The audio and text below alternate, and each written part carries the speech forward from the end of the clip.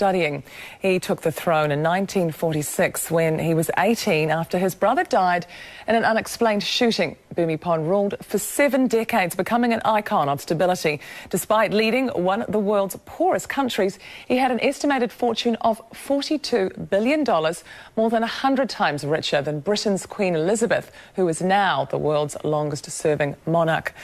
Well, the King's son, Crown Prince Maha Vajiralongkorn, is expected to take over, but he doesn't command the same adoration as his father, who had assumed the status of a demigod.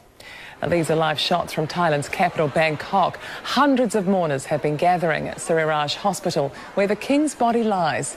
It's just after midday there. In the next hour, it's expected his body will be moved to the Grand Palace in a royal procession.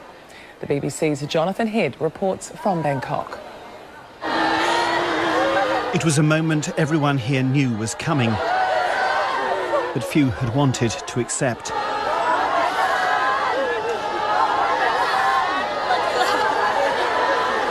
The long-expected announcement from the palace that the king who had reigned and inspired them for 70 years had died.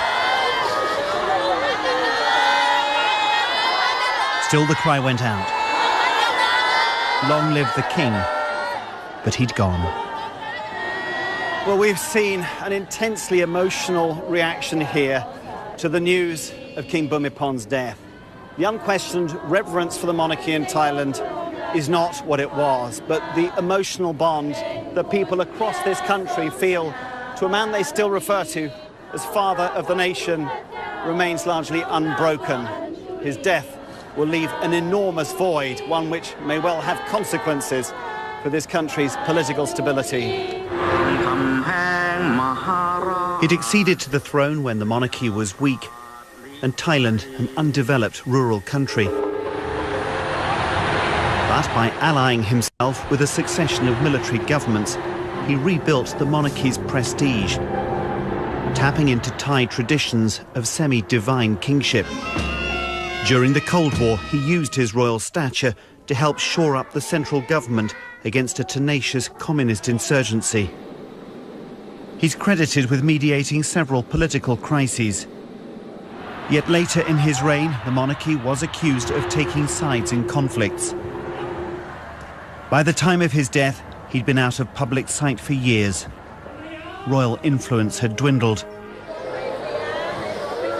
Yet many Thais remember him as the ruler who brought them stability and prosperity.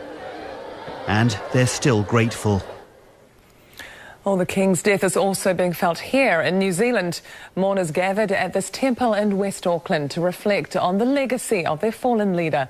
They told One News King Bhumibol was a man of the people who was universally loved throughout the country.